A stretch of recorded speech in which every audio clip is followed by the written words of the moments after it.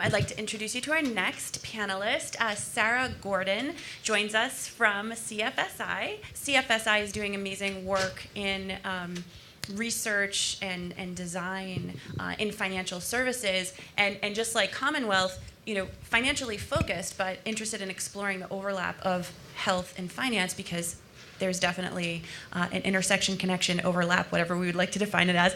And then Paola from AARP is joining us. She has a really interesting perspective in terms of how the 65 plus are approaching challenges and what we can do to help and support them.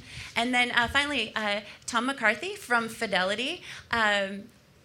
Pretty well-known financial services organization based in Boston, but they actually are doing quite a bit of work in health and working on some really promising things. So thank you guys for being my illustrious panel today. So I'd like to just start and have the audience hear from you. First, if we can start with Tom. Just give us an introduction, your role in the organization, and your perspective on the health and financial well-being space. Sure. So good afternoon, everyone. Again, Tom McCarthy. Been at Fidelity Investments for about 15 years now, and within the last year took on a new role within a newly formed healthcare group. And you're probably thinking, what does Fidelity Investments have to do with healthcare? Our primary service offerings have been wealth management and investing for 30 million participants and employees around the country. But one of the largest things that we've heard over the last several years from our employer clients has been cost containment of healthcare. So we're a major benefits provider and major benefits administrator for a lot of employers. And when they come to us, 88% of them come to us and said, you have to help me control this out of control cost structure that I can't do anymore, and my employees are getting less healthy over time. Really opened our eyes and led to quite a bit of new opportunity and thinking for the group. And then obviously where health meets wealth, which we're actually reframing that. The word wealth does not apply to all the different constituents of our clients, because some are wealthy and some are paying their bills, like we just heard from Melissa as well. So really where financial health and meets their overall well-being is a big focus for us right now. Yeah, Tom, and you blew my mind when you shared a stat about what a healthy couple needs in retirement. Can you tell us about that? Yeah, so we do all kinds of research, and recently we did a study that a healthy couple at age 65, which, a large majority of folks at age 65 probably don't qualify as healthy together, in their retirement savings are going to need, in today's dollars, upwards of $285,000 to cover out-of-pocket deductibles and others. That's not long-term care insurance as well. So having spent most of my career in financial planning and wealth management, everything has been about retirement, then education, and then possibly endowment or a second home. Those are kind of the long-term goals. The word healthcare was never in that conversation. It is absolutely front and center right now. And is it health and long-term care that is the number one cost in retirement? Is it one or the other, or both together? It's all of the above. Okay. But the 285 does not include long-term care premiums. Okay. That's just out of pocket. Okay. And I know Sarah has more exciting or not so exciting stats to share. So Paola, how about you? Yeah, so I'm Paola Lais-Acri. I'm the Director of Experience Design at AARP, and I am 1 month away from turning 40, which is very exciting. My husband Alex and I have 3 young children. We live in Washington, D.C. In addition to taking care of our children, we take care of my mother-in-law, who is bedbound, and my father-in-law, who is legally blind. My husband Alex just started a new business in January, which is super exciting and also slightly frightening. And I've been with AARP for 8 years, which means that we have been getting our family's healthcare through my employer, AARP. And speaking of health, I'm a relatively almost 40-year-old healthy person. I went running this morning. I also had a whole bunch of those beautiful desserts out there today. What else? I am a newly minted American citizen, which means that I voted for the first time this past fall, which was also totally awesome. And at AARP, what we do is literally what I just did for you. is that we get to know the 50 plus and how they live in the decisions that they have to make on an everyday basis. So we've got to buy pull-ups for a 4-year-old daughter and Depends for my 75-year-old mother-in-law. I didn't share, for example, that we own a home, we own 2 cars, and collectively, my husband and I have 2 BAs, 2 MBAs, 1 JD, and 1 MFA, which means that our balance sheet is way out of whack. And similarly, the 50-plus population makes its decisions that way. And so for AARP, where we see the intersection between health and wellness, health and wealth is not an intersection. It's that the 50-plus population, just like any population in America, lives and breathes and makes the decisions around health and wealth in one way. And the other perspective that we bring is I'm going to harken back to what Cheryl was talking about yesterday around transition design, and how there are kind of 3 ways that you get there, right? You start with the individual, then you go to the regime, and then you go to the mindset. Where at AARP, not only do we have the luxury, but we also have the duty to do those 3 things. And so on the individual basis, we do a lot of the work that I just described, and my team does a lot of design, very similar to what you guys are doing at Humana, which is totally awesome and inspiring. We do a lot of, I hesitate to use the word regime because it feels so negatively, it has a very negative connotation, but we do a lot of regime change. So an example right now is we have a big advocacy campaign that aims to galvanize the 50-plus population to ask the government to fight big pharma, specifically on the price of prescription drugs. So that's a lot of the work that we do there. And then the third one is around mindsets. So there's been a lot of jokes about getting old throughout the 2 days of the conference. And we work a lot to fight ageism and to fight negative and biased perceptions of what age is, both for millennials. I'm not sure how many of you are millennials in the room, but I'm sure you know that there are lots of negative biases against millennials, similarly against the 50-plus population. So along those 3 lines of work, for us, health and wealth and self are one and the same thing. Awesome. I love it. How about you? We'd love to hear about you and what you do at your organization. And this would be a good point to probably cue up your slides. Well, maybe when we go to Insights, we can do. Okay, all right, That we'll would be do great. that. So, All right. Hi, everyone. I'm Sarah Gordon. I'm the Chief Revenue Officer at the Center for Financial Services Innovation. We're a 15-year-old organization with a mission to improve financial health for all. And we do that by leading a network of companies, organizations, providers that share our commitment. And we have historically focused on research and consulting and investments around understanding the financial needs of underserved and struggling consumers, and how to design higher quality and higher impact products, services, interventions, et cetera. So I'm here today because I think we've heard a lot about this in terms of making the problem bigger, right? We really feel that there's a financial health crisis in this country, and it's going to take really more actors understanding this, right? Making sure that financial health is a really well understood issue, but also understanding the role that each of us can play, whether you're coming at it as an employer or as an educational institution or a health insurer or a hospital system, that there is more everyone can be doing.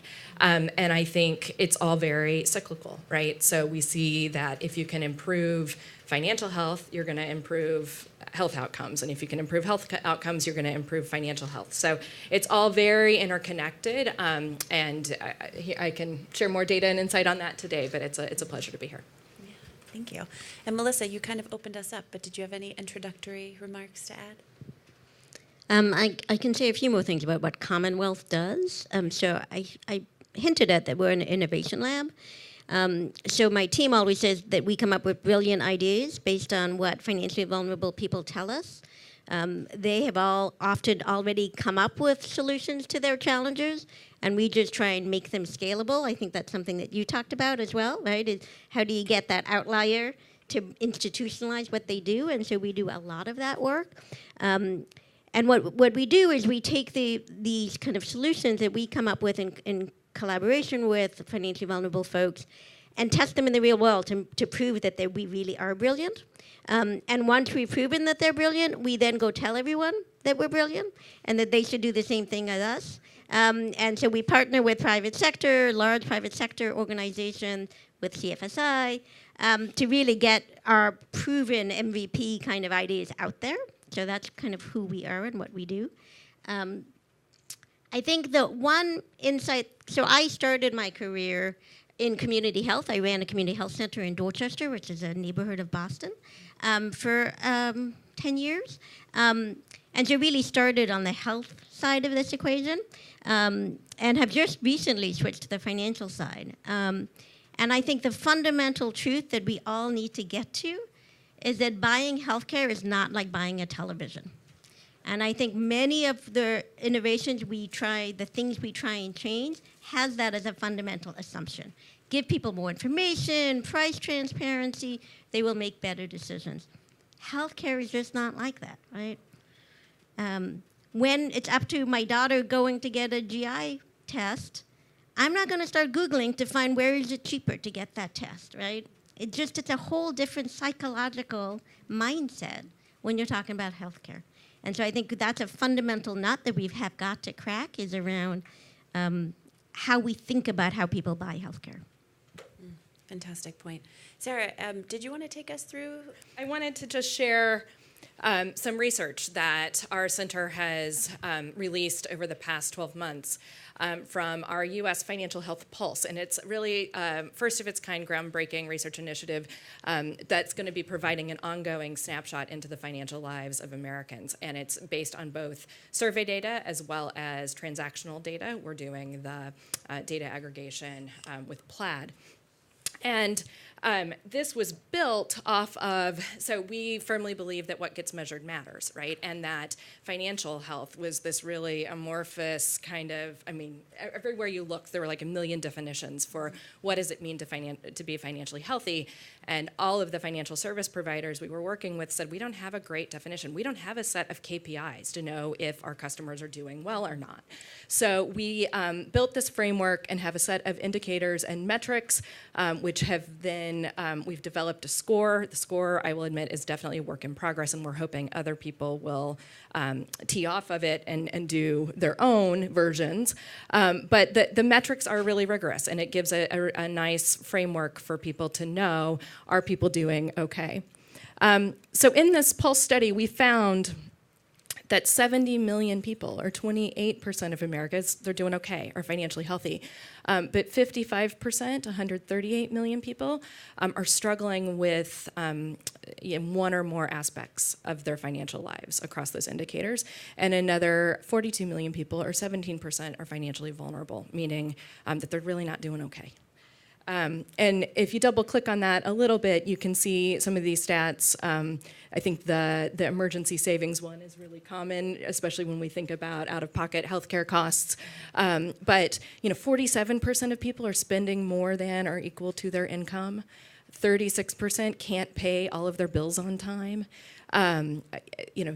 People are not on track to meet their long-term financial goals. They have more debt that they can manage, not confident, right? 37% of Americans are not confident about their insurance coverage, and I think that's even higher if you just look at health insurance. So again, we really think that we're about to fall off the cliff here, right? That there's a real financial health crisis in this country. So we ask a few questions in this survey, which we'll continue to do, that help us kind of look at by segment, right, of financial health, what's going on in people's health, right, their physical health. And this is a work in progress. This analysis is a work in progress, and we're actually doing some work to link it to other health data sets to where we should have more robust information. But of those that state that they have excellent financial health, 50% of those are financially healthy. But of those who have poor financial health, only 13% are financially healthy, right? So it gives you some sense of how tight this connection actually is. And I'll point out just a couple more things, right? We know that finances are linked to stress, which we know is linked to adverse health outcomes, but 43% of consumers state that their finances can cause them moderate to high stress, right? So people are aware of this, they're feeling it, they want help in managing their finances. And then one final thing I'll share is, the people are foregoing the health care, right, because of money reasons. And this has been, this 25% figure I've seen in multiple places, right? So it was really reaffirming that our data set came back showing the same thing, but 25% of consumers aren't getting the health care they need because they can't afford it. So just breaking research, right? I don't know if you guys caught the piece in the New York Times yesterday. Gallup released a new study that showed that there's $88 billion was borrowed last year to cover healthcare costs. And then the piece, if you read further down in that article, that just really struck me, that they asked this hypothetical question, would you prefer that you have more reliability or a constant in your healthcare cost, or would you prefer a 10% increase in income? What do people say? The reliability of healthcare cost, right? So they would take that over more money in their pocket because it is so unpredictable and highly volatile. So anyway, I'm sure others here have a lot to add to that, but we're excited about the Pulse. We encourage folks in this room, if you're interested to know more, we have a lot more we can share. And Sarah, we'll be able to share these slides, yeah, right? absolutely. Yeah, they're excellent. Thank you for sharing. I'd love to hear from you, Paola, considering that you do so much research. I'd love to hear what are the most, the biggest insights for you, whether something was surprising or something that just sticks with you and you like to share or guides your work. Yeah, sure. So I say that a lot of what Sarah put up there is what we see for the 50 plus population, and then think 65 population, but that much more. Yeah. Because once you get to retirement age, which is not necessarily 50, not necessarily 65, right? Like breaking down these age ideas.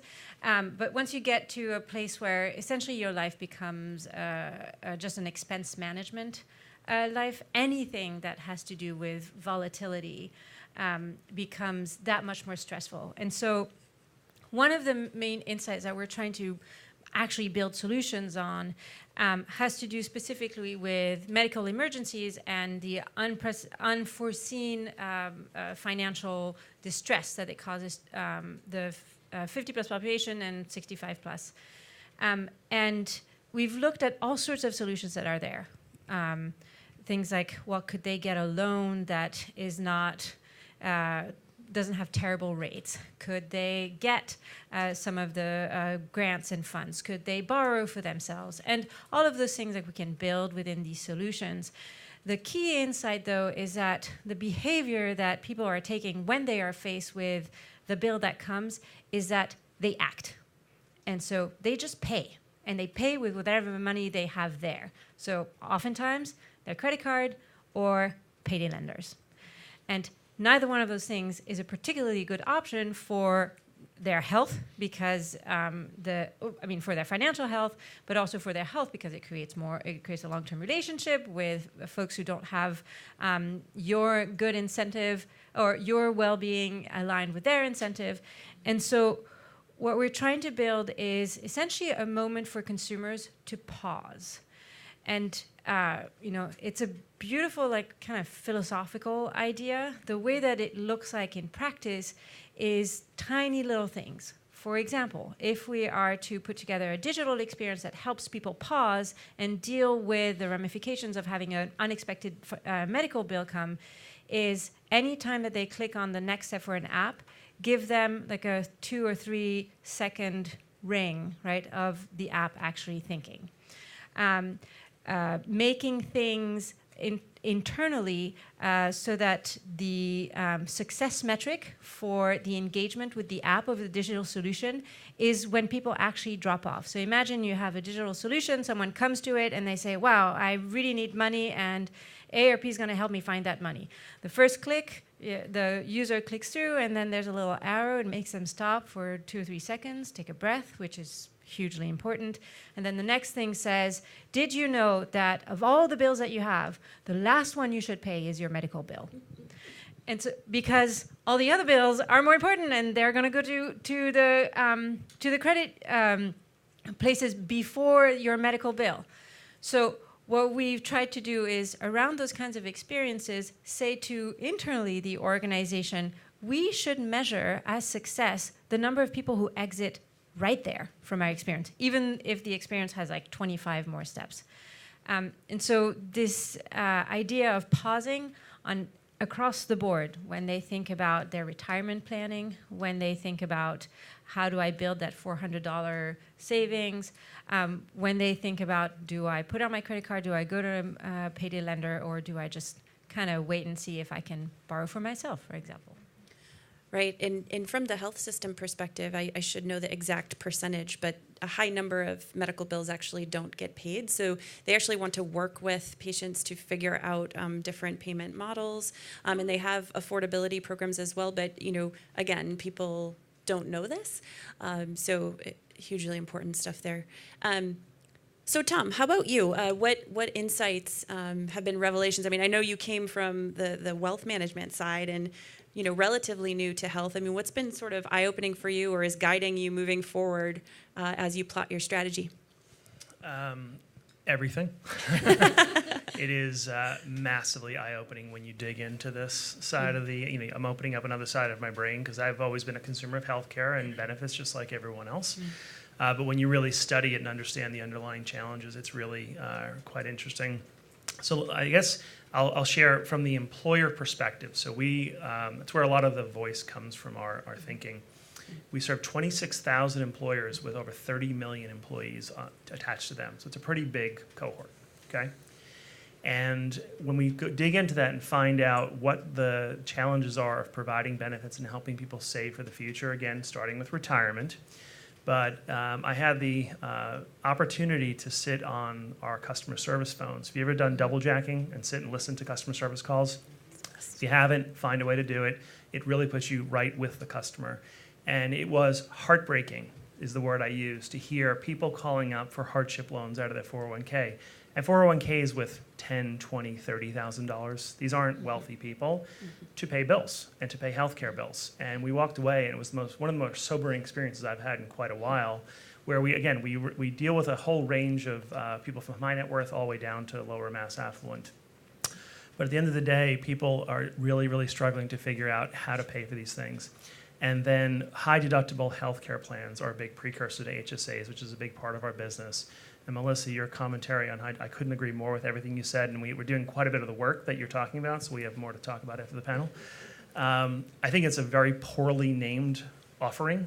When you start the words with high deductible, you go like this, and it's like, well, consumer-directed healthcare plan. Okay, that's a little bit better. But then again, offering an HSA alongside with that, what the heck is an HSA? How does it differ from an FSA, a limited FSA, an HRA? I mean, it's alphabet soup after a while. And trying to understand this. And is HSA a spending vehicle? Is it a saving vehicle? Is it both? How do I use it?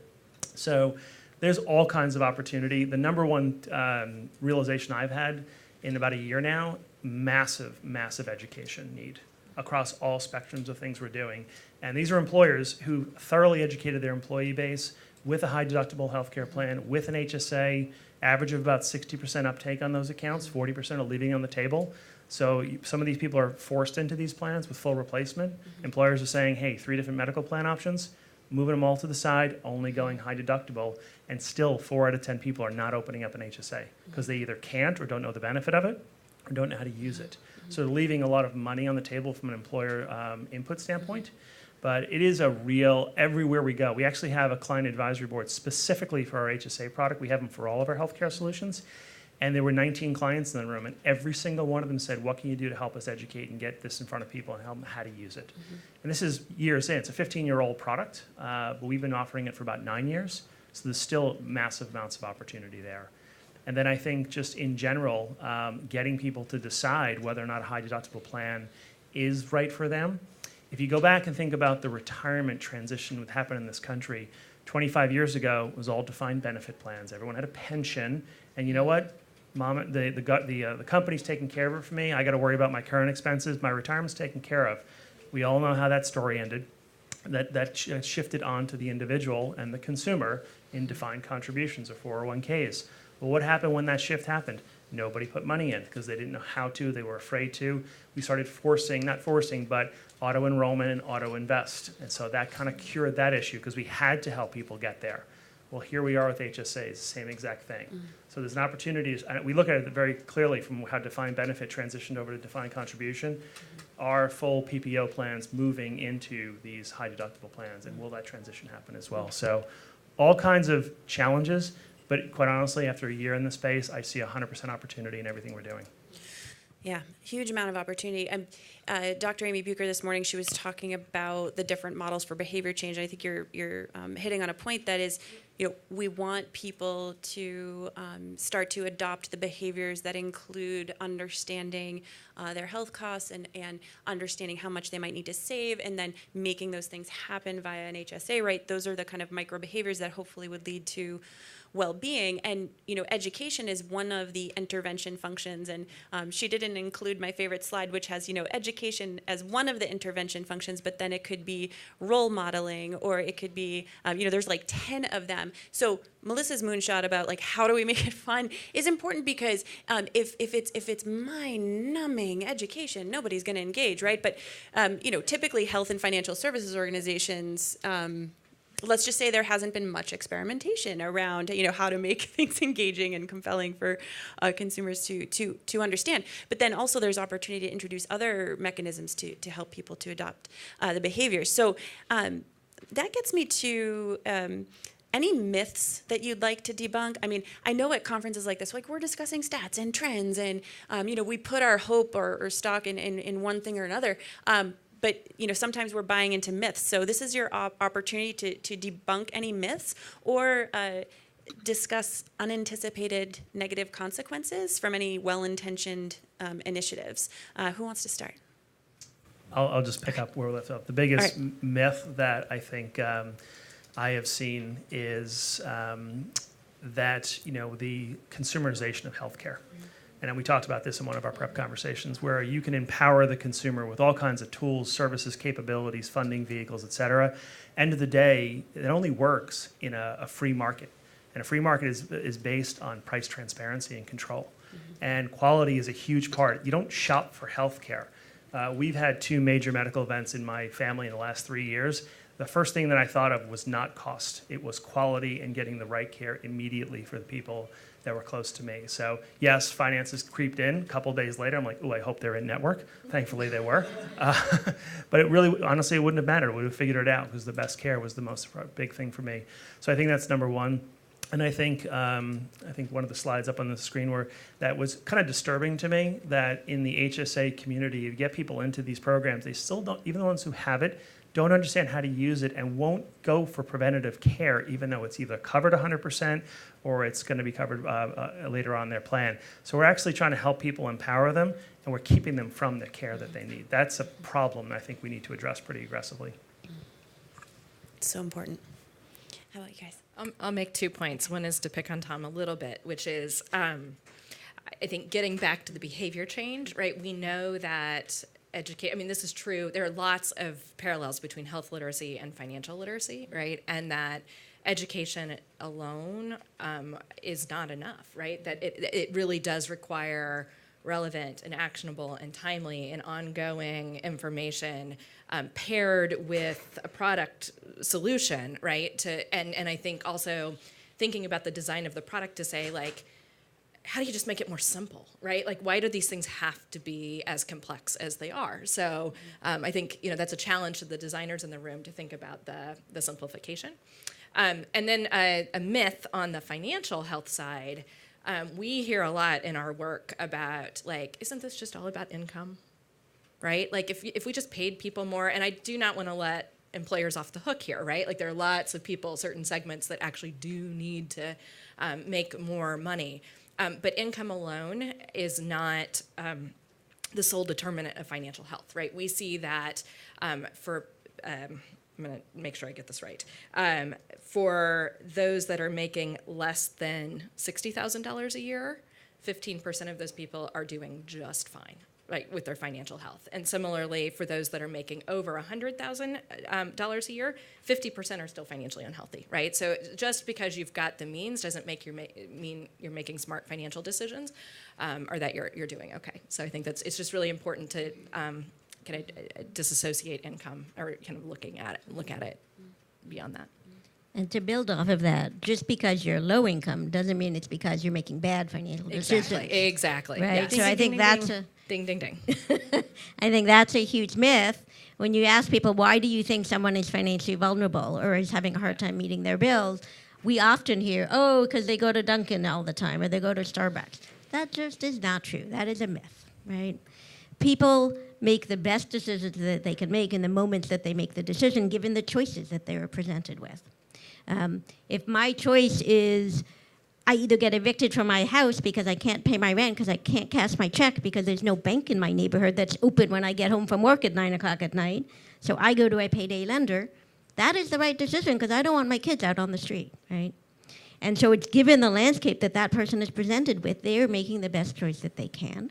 So I think that's a huge myth, that people are financially vulnerable because they are making these really bad decisions. They're making the best decision they can given their life and given the landscape around them. And I think that's true for healthcare as well, right? There's this myth that there is the right decision, right? There is one way to cure this problem, and they're just not the right. It depends on your values, it depends on how you want to spend your time, and it depends upon your finances. So that's, I think, the myth that I try and fight against a lot. Yes, yes, and yes. And I'll give you a specific example on this. We're exploring whether there could be a solution for folks who are facing a financial distress as a result of a medical emergency.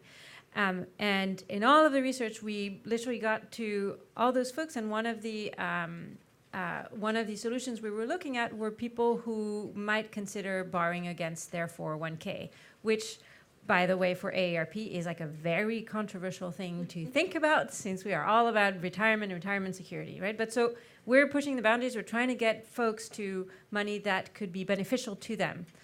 And the folks that we spoke to were in those situations not because they were not financially literate. In fact, they were very financially literate. So it's not just that we need to educate them about the fact that there are all these programs and so on and so forth. It's also that even when they have a certain level of education, they will find themselves under financial distress because of some sort of a medical condition. Like, it's totally pervasive. Yeah. People with PhDs don't understand medical bills, right? Exactly. I'd love to jump to diffusion of responsibility and say some provocative things. So, for example, from a health system perspective, we actually, in the participatory design workshop we did with Melissa, there was a fascinating insight, which was, it used to be the trend that people didn't like their health insurance company. They didn't trust them. They don't understand their plan. They assumed their health insurance company isn't going to pay. Well, now with high deductible health plans, now patients are looking at doctors going, why did you just prescribe me that thing that's going to bankrupt me? Now, of course, on the doctor side, they don't know, right? But it isn't on their radar, right? And that's a systemic problem, that they don't know that the treatment protocol they're going to recommend is not going to be viable for this person from a financial perspective. Then, from an insurance company perspective, does the insurance company know how many of their members are going bankrupt? Do they care? Is there any kind of like fiduciary responsibility, right, like we see in finance? Then from the employer perspective, I talked to somebody who was working on the employer plan at an insurance company, but so it was like both. They were insurer and employer. And they said, we were launching high deductible health plans for call center associates that don't make a lot of money. And if you have a $9,000 deductible for a family of 4, single mother, whatever, she's going to go bankrupt. So I can't, person saying, I can't stand behind that. Who did I forget? Health system, employer, insurer. I think that's it for now. But with regard to, diffusion of responsibility, and what are the obstacles there? Or do you see any bridges that can happen? What's your perspective? I'll go. We think a lot about this when we design solutions around the question of how much do we tell the consumer why things are the way they are versus how much do we give them enough of a nugget so that they take the right action. So back to the example of pausing, and we hopefully get the consumer who comes to this experience to pause and to consider whether they should pay their medical bill or whether they should pay other bills that they have. There's a whole slew of reasons for why a medical bill might have a mistake. It's some like crazy number, and you all health folks, someday if you can explain me how come there are so many mistakes in medical bills, I'd love to know. But so we could just stop and explain to them why. And we have a lot of internal debates about whether we should do that. And there's a lot of conversation around educating the consumer, making sure that they know what's in their policy, making sure that they understand what plans they have, and so on and so forth. But our responsibility is to get them as close to taking an action as we possibly can.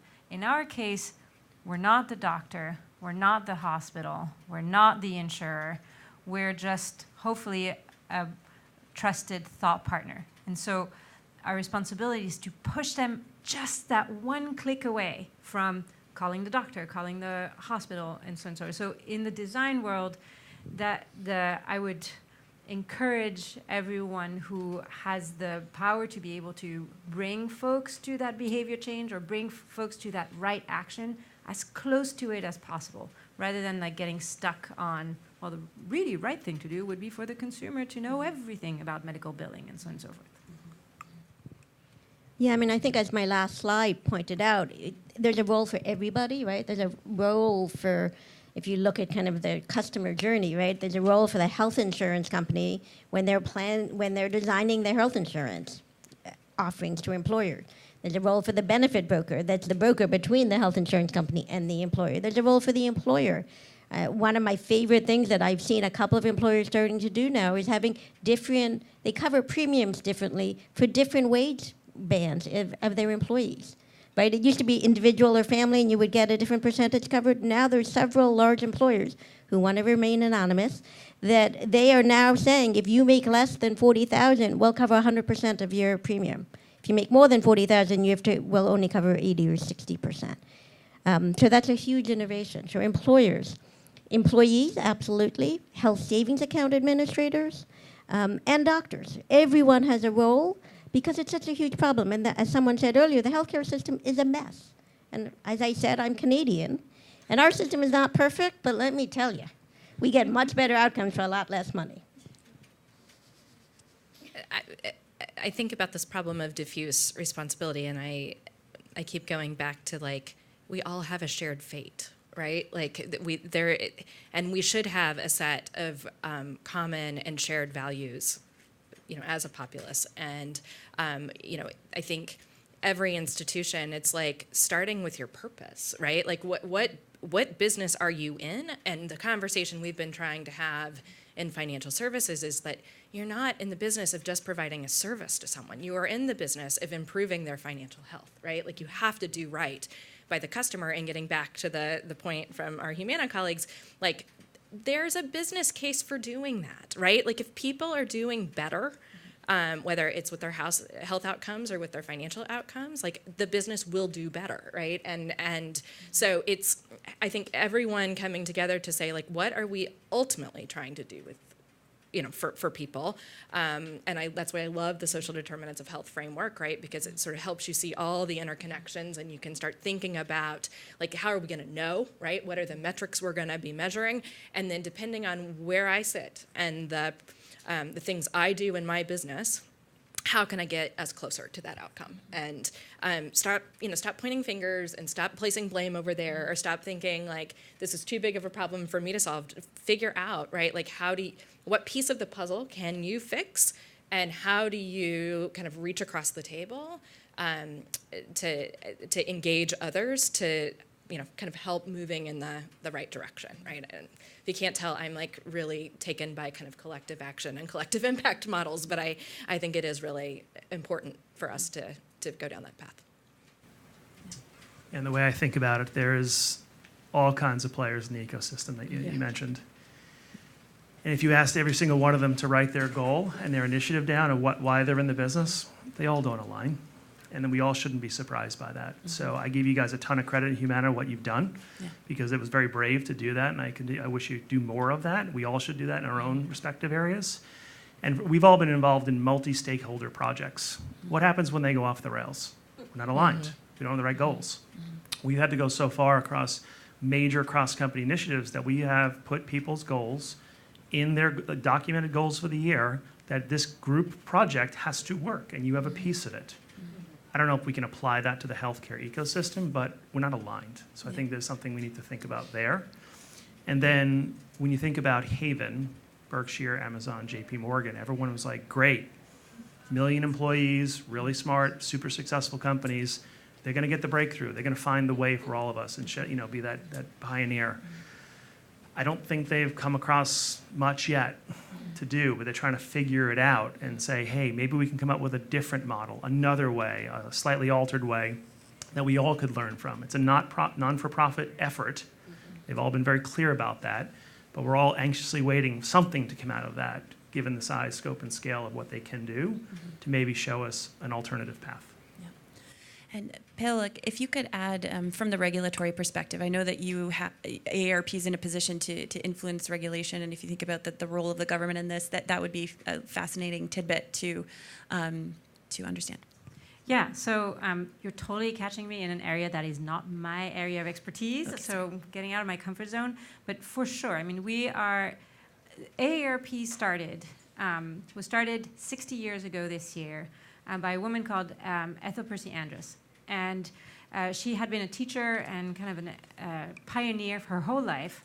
And one day she went to visit one of her fellow teachers who had retired, who was living in a chicken coop because she had no retirement savings, because no one in society was taking care of her. And this teacher had worked her whole life and had given service to America's children, of all people, and in the end was completely destitute. And Ethel went to all of the insurers, door by door by door by door, saying, you must create something for the collective of the people who are retiring, who don't have the societal safety nets that should exist. And she found one who said yes, out of all the others who said no, and that's how AARP started. And from there, with that powerful story, with that powerful movement, bringing along the actual industry to the legislators and the regulators, we're able to say, look at what the industry is doing, and look at how they are pioneers, and they are putting the 50-plus population ahead of, political jockeying and so on and so forth. And move forward 60 years, there are 130 million 50-plus Americans today, and 38 million of them are AARP members, which means that the conversation has now become a dual conversation where we can go to the regulators and the legislators and say, hey, we have the ear of 38 billion people, and they know that we have their best interest at heart, whether they agree with what it is that we are pushing forward or not. And similarly, we can then go to the providers, you guys, and other people to say, look, we can talk to the legislators and regulators who are putting together all of the frameworks within which you're going to have to operate as a for-profit business. And if we work together, all parties, then we're going to do better for the consumer, and we're going to do better for your bottom line, and we're going to do better for your voting district, and so on and so forth. The last thing that I'll say is that we've been working really hard to realize that advocacy and happens, sure, at the federal level, but also at the state level and at the local level. And in the context of health, it's that much more important, because for the 50-plus population, as you age, you become less mobile, and so people want to age where they live. The myth of the snowbirds is not so much a myth because some people do it, but it's a small percentage of the 50-plus population that does it. And so any changes and any partnerships that we can have with local clinics, with mayors, with initiatives that like the age-friendly communities, which is a program by the WHO, World Health Organization. Those are things which are pushing the outcomes of the 50-plus population, both financial and health outcomes, way up. I could talk to you guys all day. I have like 16 more questions, but I am going to go to audience questions. Do you guys have any questions? Government is threatening to take down affordable care with no replacement, none. And they're calling themselves the healthcare government. And what are we doing about it? I mean, it's that to me is absolutely the most frightening thing, and I've heard it. And you're planning with your retirement. I mean, we don't know what's going to happen. This is insane. There's actually a book coming out from a woman who, wonderful, passionate, brilliant woman. She's a health economist. She keynoted at our conference last year, and her name's Jane Sarasone-Kahn. She's coming out with a book called From Health Consumer to Health Citizen, and she talks about how, similar to how California just legislated new privacy laws that if you're doing business in the U.S., you're going to need to adopt. We can, hopefully affect change at the local and state level that might start to influence federal policy instead of having, expecting them to come and kind of like save the day. But so I recommend that book. It's coming out soon. But do you guys have any thoughts on that? So many. Maybe at the break. Yeah, okay. All right, next question. Hey, another thing I'm seeing, so I'm kind of doing some initiatives in this HSA space, and we're seeing a lot of work being done in the future of work around the gig economy, portable shift transferring and stuff like that, a lot of Uber and Lyft. I'm wondering if you guys could speak to that a bit. Yeah, I mean, there's a lot of fintech work going on around portable benefits. So it is a bit of a myth that everyone gets their healthcare through their employer, especially for lower wage workers. Lots of lower wage workers don't work enough hours to get healthcare through their employer. So there's a real need for innovation around getting away from the employer as the provider of healthcare insurance. So there's a million different startups who are doing really innovative work around how to make that possible. And they're building off of models from other countries because many other countries almost every other country is not an employer-based model. So there's fascinating work that lots of people are doing, not only for the gig economy, but for all of those people who are at employers that don't offer benefits.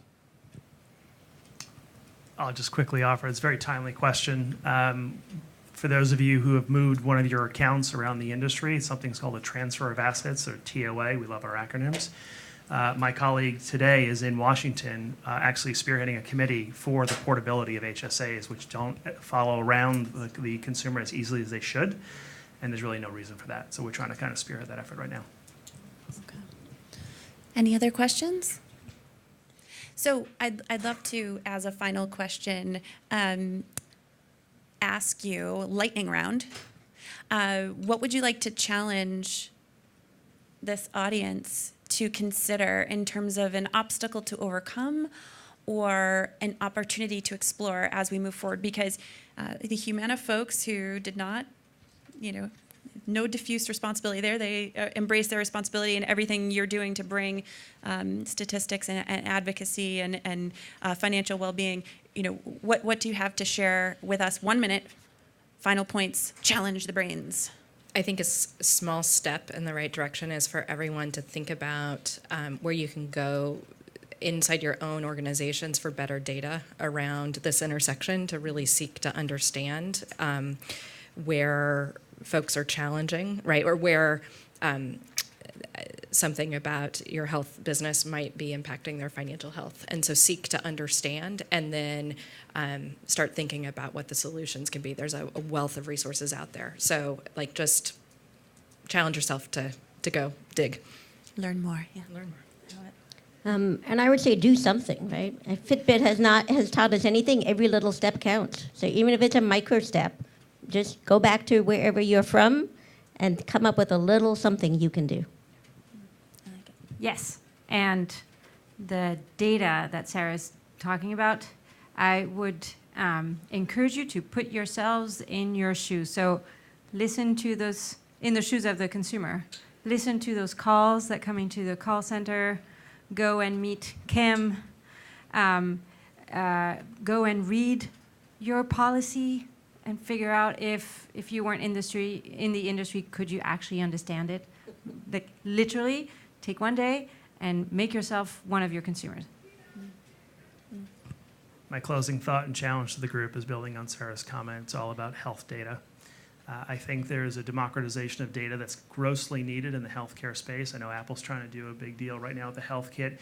It is incredibly challenging to pull this information together on behalf of the consumer to drive products and drive transparency in the business. It is our number one issue we're attacking. And I said to the executive leadership team at Fidelity, it's all for naught if you don't get the data right around this situation. So it's causing a lot of meetings for me, but I think it's the right thing to do. But really, I think it's a real issue in the industry, and I think if whatever we can do, and if you hear the words health data in whatever capacity you operate in, be aware of that there's a greater transparency and democratization needed. Mm-hmm. Yeah, and get out your buzzword bingo cards because I think blockchain can totally help with that, hopefully. I understood what blockchain was like last week, so I was really excited. It was a moment for me, very important. Thank you so much. Thank you, panelists. I hope you learned something, and we're going to the break. Thanks.